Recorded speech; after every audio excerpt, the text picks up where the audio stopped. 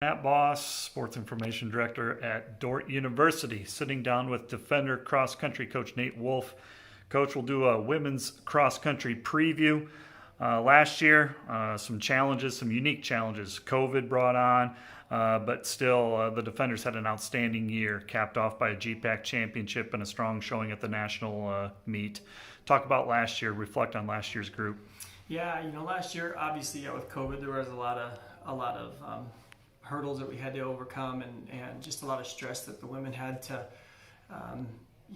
go through with testing and things of that nature. But we're able to come through that. So, as a team, it was a great group of ladies. I think I've said this about the men's team, but I don't know that there's a group that I've enjoyed coaching more than them.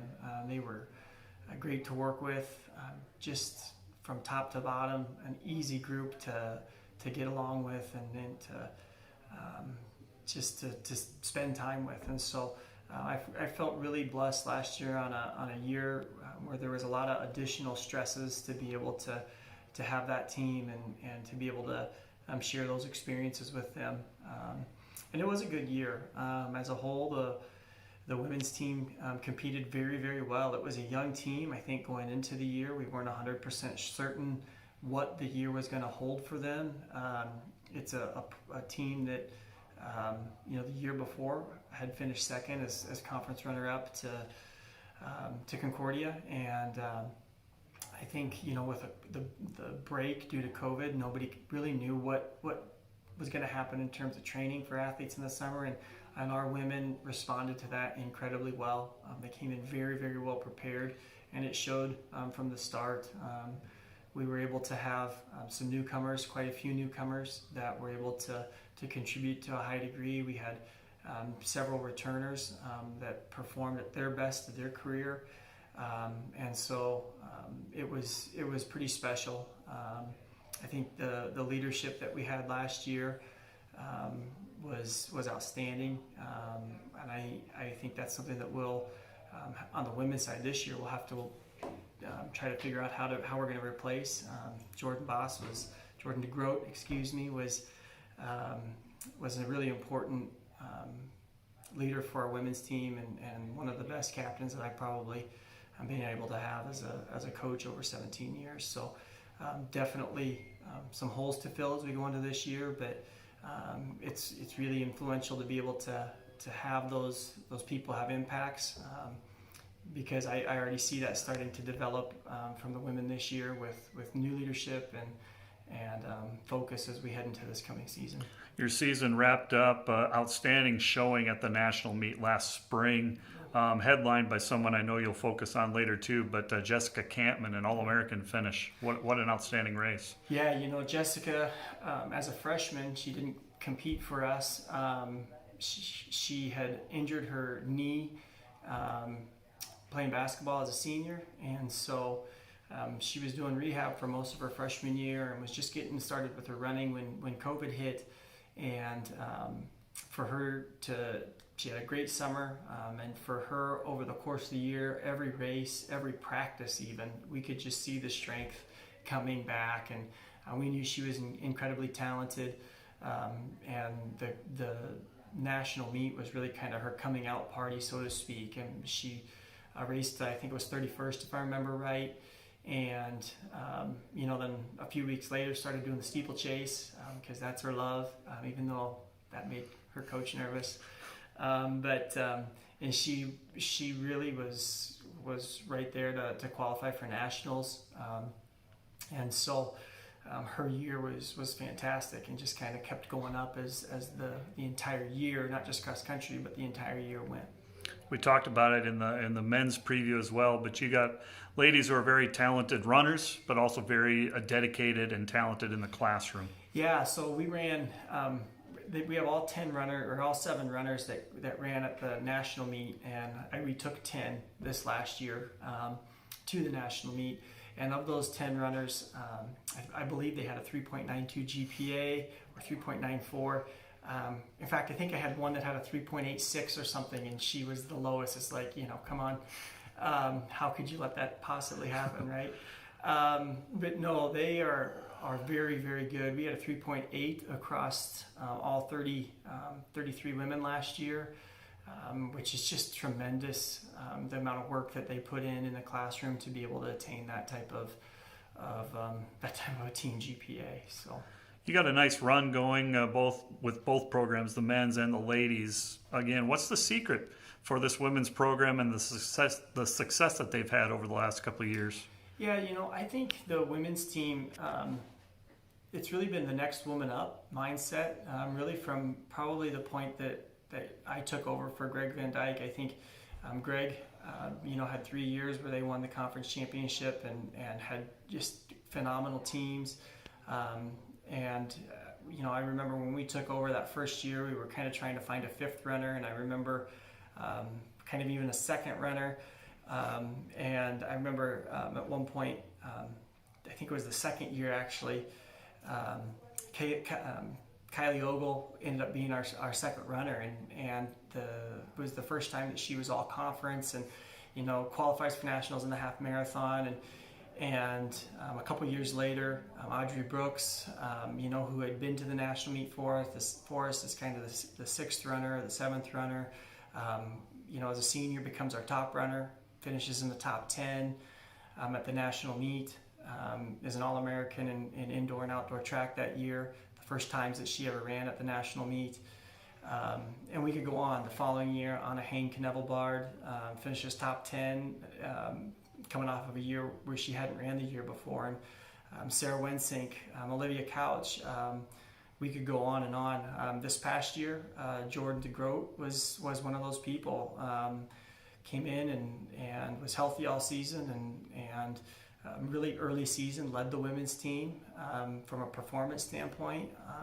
As we got to the end of the season, ended up being our third or fourth runner, I believe, at the conference meet. And so that kind of mindset is something that the women have continued over time to really foster. They celebrate each other, they encourage each other, they enjoy the work that each other puts in, not just their work. And that to me is a secret of our women's team success. We're a deep team this year. We were pretty deep last year as well. And I think, the fun part to me is, again, that depth. I don't know that we had anybody on our team that in high school ran faster than 19:30, and we had 4 that were sub-18 last year. Again, that work and that kind of mindset that they embrace as part of the program, again, which I think, predates me even, but has been able to continue the last 7 years, has been just a huge part of what we have. Let's talk about this year's roster and this year's season. You got a couple of weeks of preseason practices going in. Talk about what you're focused on for this preseason and a little bit about your roster size and the general makeup of this year's group. Yeah, and I think if anybody, watched the men's preseason recap or whatever, I think it'd probably be same to that. We really have not talked much about the end of the season. We kind of feel like we just got done with nationals, and since it was in April. And so for us, our focus really is on where are we today? What are we doing today? How can we shorten our recovery for tomorrow so that tomorrow can be a good day as well? I mentioned, on the men's side as well that, the Defender Way oversees all of our Dordt athletics, but within our team, beyond the Defender Way, we've talked a little bit again this year about relentless pursuit and just being relentless in the way that we attack each day. The year gets long, both from a class standpoint, from a running standpoint, competition standpoint. The days start to get short and it gets cold and things get hard. And can we relentlessly kind of pursue this idea that we need to do the little things that help us to be successful? And again, I think that theme has a lot of tangents for us to be able to talk in terms of being a student, being a good citizen on campus, and even more importantly in our faith. What does that look like? And then in turn, what does that look like from God towards us? And so we really have embraced that idea and, we're taking it day by day at this point. What does the roster size look like, and what newcomers or how many newcomers, the overall makeup of the group? Yeah, we have 35 athletes out this year on the women's side. So yeah, 60. I think it's 66 total between the two squads. On the women's side, 8 freshmen, a sophomore, and a senior that have not competed before that are out this year. So yeah, it's a great group overall from top to bottom on the women's side. Yeah. Talk about some key individuals that both return and maybe a newcomer or two, whoever you'd like to mention or highlight. Yeah, I think again our team's going to be pretty deep on the women's side.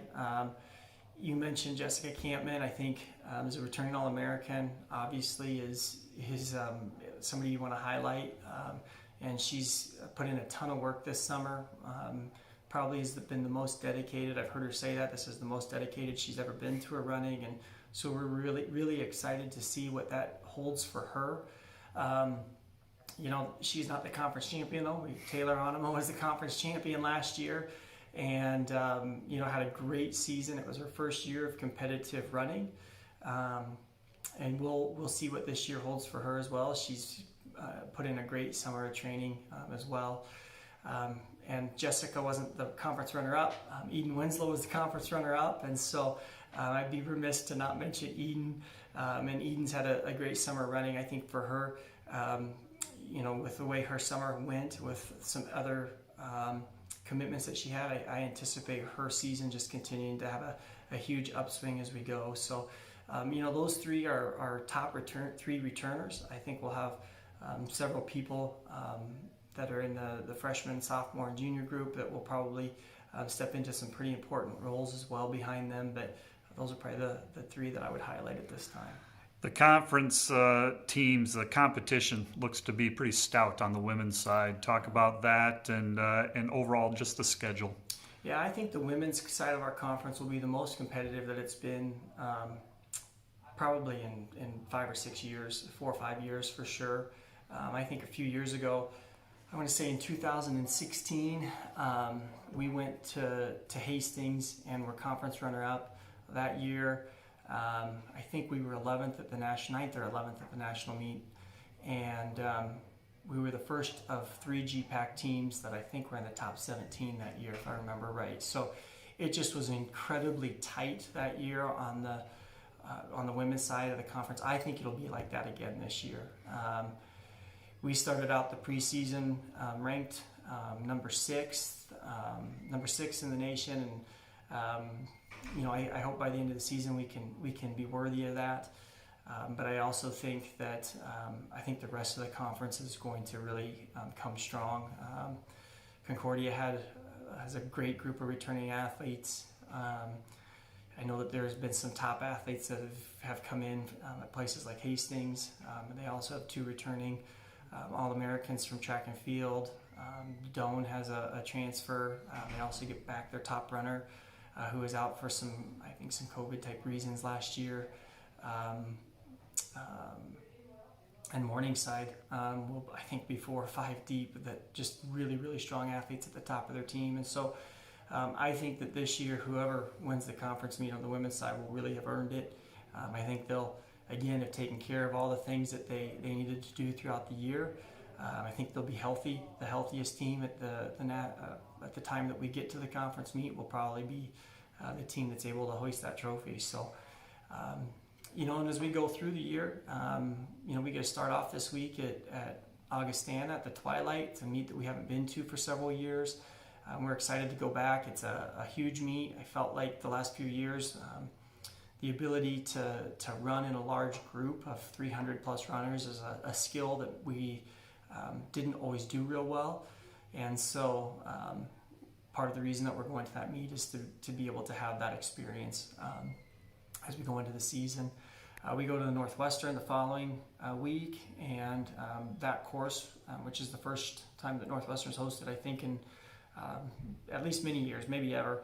I'm not sure about that, but that course will be the conference meet this year, and so we'll have an opportunity to see the conference course before we get there, which again, on a year where the conference meet's going to be tight, I think is really important for our women. So We go to the Roy Griak Invitational after that. The women get to run the 6K. I think that fits our women's team as a whole really well. They're a group of distance runners, not middle distance runners, and so I think I'm excited to see them go and test their mettle there again in another really large field.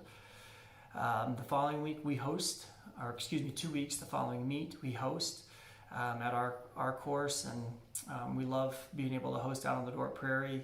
It's a great place for spectators. It's a fun place to race, and so we're excited to be able to host there again this year. The week after that we go to Mount Marty, and then hopefully for a tune-up, and then the following week we're back in Orange City for the conference meet, which I think every year one of our goals is just to be one of the teams that's competing for it. I think every year there's 2 or 3 teams that have a chance to win a conference championship, and you just hope you're one of those 2 or 3 teams, and on that day we'll see how things shake out. So